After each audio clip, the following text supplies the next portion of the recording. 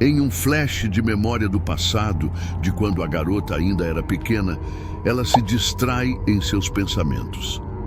A garota se atenta ao fato de que seu pai nunca a olhou intencionalmente nos olhos e que sempre que seus olhos se cruzavam por algum acaso, ele desviava o olhar, como se tivesse visto algo que não deveria ter visto.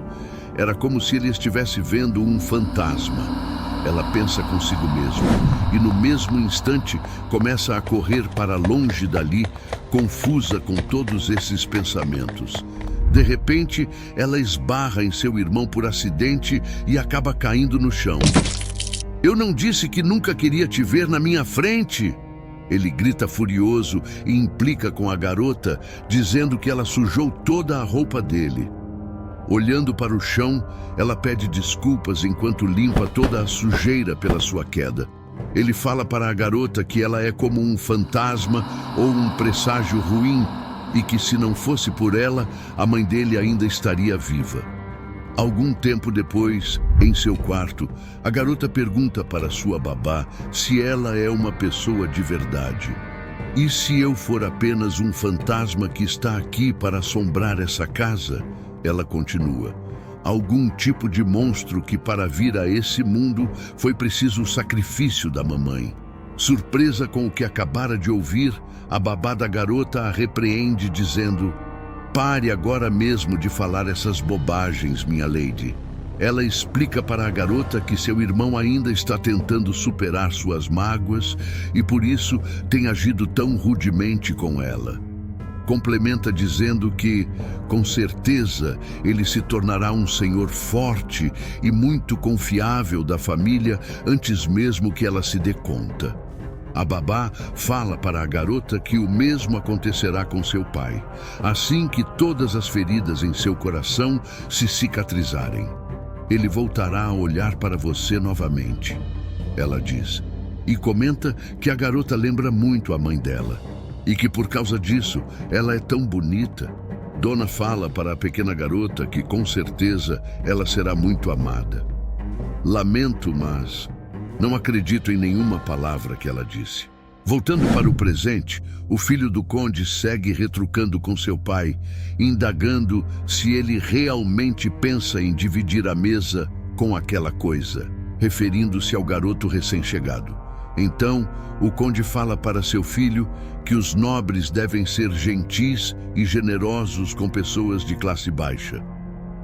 "Ele não parece bem apresentável agora que tomou um banho e colocou as suas roupas usadas?" diz o conde para seu filho, que segue resmungando e perguntando se isso é algum tipo de piada. Todos estão sentados à mesa e a garota percebe que, após tomar banho, algumas feridas se tornaram mais aparentes no garoto. Ao observá-lo, seus olhos mais uma vez se cruzam e, desviando o olhar, ela se pergunta por que ele a olha assim tão fixamente. O irmão da garota, então, o encara e pergunta para o menino o motivo de ele não estar comendo. Fala para o menino que ele não é nada além de um criado que foi pego das ruas e que deveria agradecer pelo alimento que lhe é dado. Quando o menino se preparava para comer, "Espere!" alguém fala e retira o prato dele. "Esses alimentos são muito caros e preciosos. Você não merece comer algo assim." Então, ela coloca um prato de sopa e diz que aquela era a refeição dele. Por dentro, ela se questionava sobre o que havia de errado com ela, já que não costumava agir daquela maneira. Seu irmão então manda que ignore o garoto e que se sente para comer sua própria comida em silêncio. Finalmente, o menino começa a comer sua refeição. E aliviada, a garota fica imaginando a confusão que seu irmão poderia ter arrumado pelo fato de o garoto não estar comendo nada. No final das contas, aquela atitude dela tinha sido apenas uma maneira de evitar algum tipo de conflito. Seu irmão então pergunta para o conde: "Mas enfim, pai, onde é que você arrumou esse menino?" O conde então lhe responde que, em seu caminho de volta para casa, havia uma névoa muito densa e que o garoto havia aparecido diante de sua carruagem e quase tinha sido atropelado. "Saia da frente!" o conde ordenou para o menino. Você tem ideia de quem sou eu para bloquear meu caminho? Ao se aproximar do menino, o conde percebeu o sinal em seu pulso. Terminando de responder à pergunta de seu filho, o conde fala que, estando ele em uma posição de alta classe, não poderia abandonar aquela pobre alma jogada à própria sorte. O quê? Novamente a garota se pega em seus pensamentos. Ele só viu mão de obra gratuita na rua e pegou para seu próprio benefício. Ela segue pensando que não quer odiar seu pai, porém, não sabe o que pensar em momentos assim. Ele deve ter saltado de propósito na sua frente, disse o irmão da garota ao conde.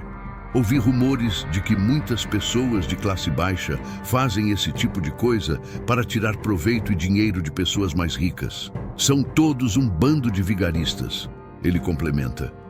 Então, o conde fala para seu filho que trate bem e cuide do garoto, ressaltando que aparentemente ele seja mudo. Mas destaca que gostou muito do brilho que há em seus olhos. Ele me lembra um pouco da nobreza, fala o conde, completando que, se o menino for bem criado, poderá ajudar bastante toda a família no longo prazo. O conde se despede de todos, dizendo que precisa se ausentar para resolver alguns assuntos, sobrando apenas os 3 sentados à mesa. O menino recém-chegado segue comendo sua refeição, enquanto o irmão da garota começa a observá-lo. Ele então pega sua taça com vinho e simplesmente despeja todo o líquido sobre a cabeça do menino. Olha só como ele parece patético, diz ele para sua irmã, e em tom de sarcasmo completa: lembra a nobreza? Faça-me o favor. Surpresa com aquela cena e vendo o menino naquela situação, a garota se pergunta se seu irmão, que já está com 20 anos, ainda acha aquilo divertido. Cresça, ela pensa. O irmão dela se levanta e pergunta se ela não está achando aquilo engraçado. Fala em tom irônico que ele deve ser um péssimo irmão por não ser capaz nem sequer de fazer sua irmãzinha sorrir. Em seguida, ele diz que teve uma ótima ideia e pede para que sua irmã se aproxime. Ela se levanta, vai para perto dele e pergunta o que ele deseja. Ele fala para a garota que ela já está bem crescida e que agora vai ensiná-la a como deve tratar as pessoas de classe inferior. Segurando seus ombros, fala para ela ir em frente e empurrá-lo. Venha, irmãzinha, cuspa nele, ele fala para a garota. O restante você já deve estar familiarizada em como fazer. Espantada e sem reação, a garota relembra algumas das vezes em que seu irmão a maltratava.